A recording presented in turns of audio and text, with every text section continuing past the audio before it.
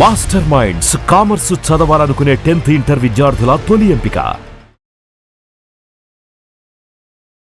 నమస్కారం గురుగారు. శ్రీమాత్రే నమః. గురుగారు, మన జాతకంలో రాహు చాలా కీలకం అని చెప్పేసి అంటూ ఉంటారు. అది ఏ స్థానంలో ఉంటే దానికి సంబంధించిన రిజల్ట్ ఉంటుంది కాబట్టి. సో రాహు దోషాలు ఏర్పడినప్పుడు ముఖ్యంగా అసలు రాహు అన్నది ఛాయాగ్రహం అని చెప్పేసి అంటూ ఉంటారు. నోట్స్ అంటారు. దానివల్ల మనకి ఎలాంటి రిజల్ట్ ఉంటుందంటారు? జాతకస్తులు రాహు ఉన్నప్పుడు ఎలాంటి రెమెడీస్ చేసుకుంటే దాని నుంచి బయటపడతారంటారు అన్న విషయాలు చాలా మంచి ప్రశ్న వేశారమ్మా. ఎందుకంటే ఇప్పుడు nodes south node and north node అని చెప్తారు దాన్ని.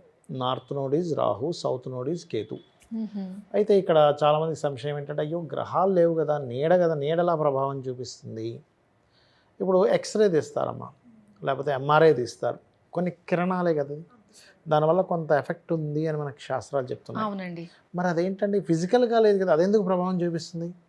తరంగాలు 5G తీస్తే ఏమంటున్నారు, 5G వల్ల పక్షులకు ఇబ్బంది అండి అంటున్నాం. మరి ఫిజికల్గా లేదుగా, అంటే అన్నీ ఫిజికల్గా ఉండే వాటితోనే కాదు, తరంగాల రూపంలోనో షాడో రూపంలోనో. మీరు చూసినట్లయితే కొన్ని ప్రాంతాలకి ఒక ఫ్లైట్ ఏదైనా వెళ్ళినప్పుడు బర్ముడా ట్రయాంగిల్ అక్కడ వెళ్ళగానే మాయమైపోతుంది. అవునండి. మరి అక్కడ ఏమీ లేదు, ఎందుకు మాయమైపోతుంది?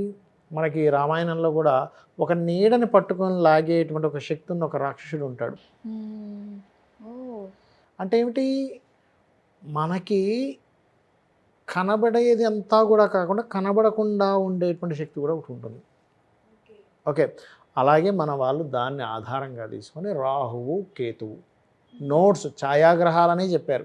ఎక్కడా కూడా గ్రహాలను ఎక్కడా కూడా లేదు, మనకి ఛాయాగ్రహములే అని చెప్పారు మనకి శాస్త్రంలో. కొన్ని వేల సంవత్సరాల క్రితం నుంచి కూడా వాళ్ళకి చాలా క్లియర్గా తెలుసు అవేం గ్రహాలు కావు, ఛాయాగ్రహాలని. అయితే ఈ ఛాయాగ్రహాలు, రాహు ఆశని పుట్టిస్తాడు, కేతువేమో అక్కడికి ఆ స్టాప్ చేస్తాడు, మోక్షకారకుడు, జ్ఞానకారకుడు. రాహువేమో ఆశాకారకుడు, మోహకారకుడు. శనేమో కర్మకారకుడు. చాలామందికి ఈ 3 గ్రహాల గురించి ఎక్కువ భయపడుతూ ఉంటారు. ఇక్కడ ఏంటంటే రాహు ఏ స్థానంలో ఉంటే దాని విషయంలో ఆశనిస్తాడమ్మా. లగ్నంలో ఉన్నాడు, ఎక్కువ ఊహలను ఇస్తుంటాడు. 2వ స్థానంలో ఉన్నాడు, ఆన్లైన్ రిలేటెడ్గా ధనయోగం. 3వ స్థానంలో ఉన్నాడు, సిబ్లింగ్స్ విదేశాలకు వెళ్ళడం లేకపోతే ధైర్యం ఇవ్వడం. 4వ స్థానంలో ఉన్నాడు, అది సరైన స్థానం కాబట్టి. కాకపోతే కనుక వాళ్ళకి భూములు కొనడం వల్ల ఇబ్బంది వస్తూ ఉంటుంది, ప్రాపర్టీ తీసుకోవడం వల్ల మోసపోతూ ఉంటారు. మంచి స్థానం అయితే విదేశాల్లో పొందుతారు. 5వ స్థానంలో ఉన్నాడు, మిస్క్యారేజెస్ అవుతూ ఉంటాయి. 5వ స్థానంలో మంచి స్థానంలో ఉన్నాడు, మంచి గ్రహంతో కలిసి ఉన్నాడు, క్రియేటివ్గా సినిమా ఫీల్డ్లో బాగా కలిసి వస్తుంది. 6లో ఉన్నాడు, శత్రుపై జయం. 7లో ఉన్నాడు, ఉదాహరణకి 7లో ఉన్నప్పుడు ఏంటంటే విదేశీ సంబంధాలు కనుక సెట్ చేసుకుంటే బాగుంటుంది వాళ్ళకి వివాహ విషయాల్లో.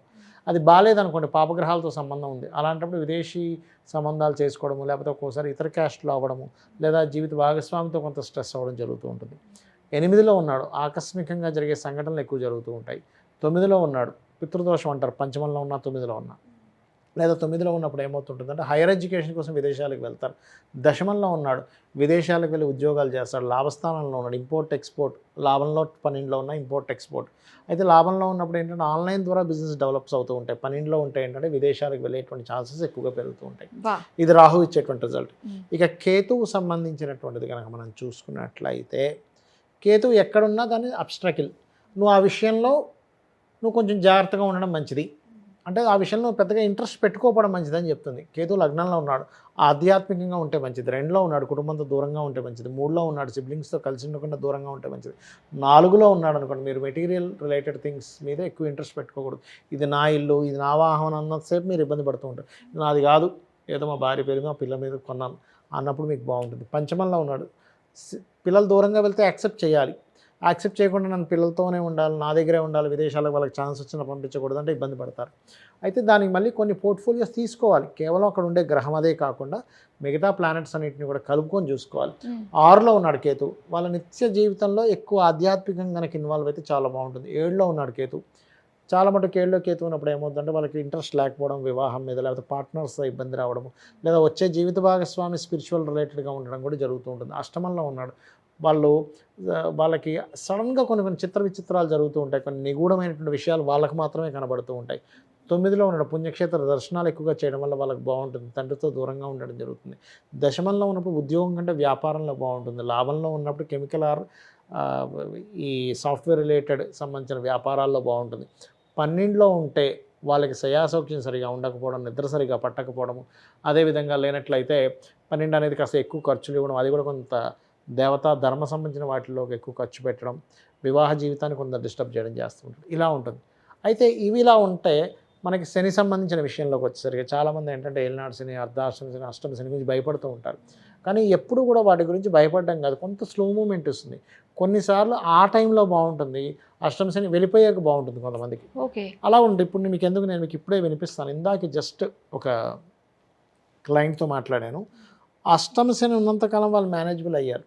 అష్టమ శని ఎప్పుడైతే అయిపోయిందో అక్కడి నుంచి వాళ్ళకి ఇబ్బంది స్టార్ట్ అయింది. మీకు వినిపిస్తా చూడండి. జస్ట్ ఇందాకే నేను వాళ్ళని పర్మిషన్ కూడా అడిగాను, ఏమండి ఇది నేను రికార్డ్ చేసుకొని దానిలో పెడతాను అని, మీరు చూడొచ్చు కావాలంటే. చూడండి, వినండి. ఒక్కొక్క జాతకానికి ఒక స్పెషాలిటీ ఉంటుంది, ఒక్కొక్క జాతకానికి ఒక స్పెషాలిటీ ఉంటుంది. మీకు ఇప్పుడు కర్కాటక రాశి కదా, అందరూ ఏమనుకుంటారు కర్కాటక రాశికి మొన్నటి వరకు అష్టమ శని నడిచింది, ఇక్కడ నుంచి రిలీఫ్. కానీ మీకు శని ఎప్పుడైతే మారిందో అక్కడ నుంచే ఇబ్బంది పడుతూ వచ్చారు మీరు. అవునండి, అదే మిరాకిల్ గా ఉంది నాకు. అప్పుడు దాకా ఫైనాన్షియల్ గా అదే చెప్తున్నా కదా, ఎందుకంటే అష్టమ శని మేనేజ్ చేసింది. అవునండి, నేను కానీ అష్టమ శని ఎప్పుడైతే అయిపోయి నా భాగ్యంలోకి శని వచ్చాడో అసలు ఇంక మీకు ఊపిరి ఆడట్లా. అదే అండి, ఇప్పుడు ఏప్రిల్ నుంచి నాకు అదే అస్సలు ఊపిరి ఆడట్లేదు. ఏమైపోతుందో ఏంటో, నా పరిస్థితి ఏంటో అని కంగారు పట్టుకుంది. రిలీఫ్ వస్తుంది అనుకుంటే ఇంకా ఇలా అయింది ఏమిటి. అవునండి, అప్పుడు దాకా ఆ డేట్ ఎప్పుడైతే మారుతుందా అన్నది కూర్చుంటే అప్పుడే అన్ని ట్రాన్సాక్షన్స్ ఇలా టైం కి డబ్బులు అందే టైం కి. ఎందుకు అంటే ప్రతి జాతకానికి స్పెసిఫిక్ గా కొన్ని ఉంటాయి. ఇప్పుడు అష్టమ శనిలో కొంతమంది బాధపడతారు, అష్టమ శని అయిపోయి కొంతమంది బాధపడతారు. అలా మీకు అష్టమ శనిలో మేనేజబుల్ అయ్యి అష్టమ శని అయిపోయిన తర్వాత నుంచి ఊపిరి ఆడని పరిస్థితి వచ్చిన జాతకం మీది. కర్కాటక రాశి వారికి ఏమనుకుంటాం, అష్టమ శని అయిపోయింది కదా ఇంకేంటి హ్యాపీ అనుకుంటాం. కానీ అలా కాదు, అది depend on me personal chart ఏదైతే ఉందో దాని మీద ఆధారపడుతుంది. మీకు అర్థమైందా? సో అష్టమ శని అనేది కాదు మీకు అసలు. అష్టమ శని అసలు చాలా మేనేజ్ చేసుకుని వెళ్ళిపోగలిగారు. అది అంటే నాకు చెప్తున్నప్పుడు అందరూ అంటే సమయం కలిసినప్పుడు అష్టమ శని నేను చాలా మందికి నేను అంటుంటాను, నేను మీకు కొన్ని చూపిస్తుంటాను కొన్ని చార్ట్స్. అది అష్టమ శని అవ్వదు లేదా ఏలినాడు శనిలో ఇబ్బంది ఉండదు, వాళ్ళకి అయిపోయికి ఇబ్బంది ఉంటున్నారు. ఇది మీది ఒక ఎగ్జాంపుల్ చార్ట్. నేను ఒక చిన్న ఇదండి, ఈ చిన్న బిట్ ఒకటి రికార్డ్ చేసి పెట్టుకోవచ్చు నా స్టూడెంట్స్ వినిపించడానికి. చెప్పండి. అంటే నేను స్టూడెంట్స్ క్లాసెస్ చెప్తుంటాను కదండి, వాళ్ళకి ఇక్కడ ఎందుకు అష్టమ శనిలో బాగుంది, అష్టమ శని అయిపోయాక ఎందుకు బాగాలేదు అనేది కొన్ని ఉంటాయి. అలాగే ఏలినాడు శని, అర్ధాష్టమ శనిలో కూడా కొంతమందికి బాగుంటుందండి. అది వాళ్ళకి తెలియక మెంటల్లీ ఇక్కడ బాగోదేమో అని ఫిక్స్ అవుతారు. అవునండి, అది పర్టికులర్గా పర్సనల్ చార్ట్లో ఉంటుంది. ఓకే, కామన్గా జాతకం చూసే వాళ్ళు చాలామంది ఏం చేస్తారు, అష్టమ శని కదా బాగోదు మీకు కలిసి రాదంటారు. అలా కాదు, కొంతమందికి అక్కడ కలిసి వస్తే అయిపోయే కలిసి రాదు. అది పర్టికులర్గా వాళ్ళ పర్సనల్ చార్ట్లో ఉండే కాంబినేషన్ బట్టి ఉంటుంది. కాబట్టి ఏలినాడు శని, అర్ధాష్టమ శని, అష్టమ శని నాకేం బాగోదు అనే దాంట్లో ఉండకండి అని చెప్తుంటా ఇప్పుడు నేను మీకు.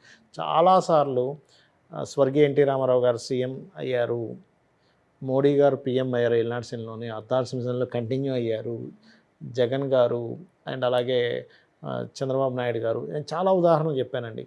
మీరు ఇదే పట్టుకొని ఉండకండి, మూఢంగా ఉండకండి, ఆస్ట్రాలజీలో చెప్పిన క్యాలిక్యులేషన్స్ వేరు, మీరు దయచేసి అలా ఉండకండి అని. ఎందుకంటే ఇవాళ ఇందాక జస్ట్ ఇక్కడికి వచ్చే ముందు మాట్లాడిన కాల్ అది.